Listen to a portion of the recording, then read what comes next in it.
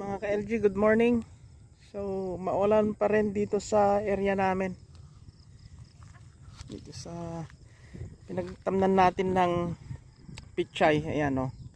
Buti na lang may kanal at mayroong pupuntahan yung tubig. May dadaluyan. Otherwise, kung hindi natin nilagyan ng kanal ito,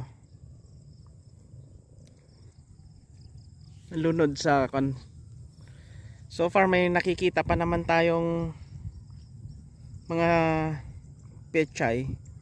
Tignan na lang natin pag tumigil tong ulan, magmumonsoon break yata. Tignan natin kung may maiiwan dito sa tinanim natin. Marami pa naman tayong nakikita. So lumalaban, ano, mga ka-LG.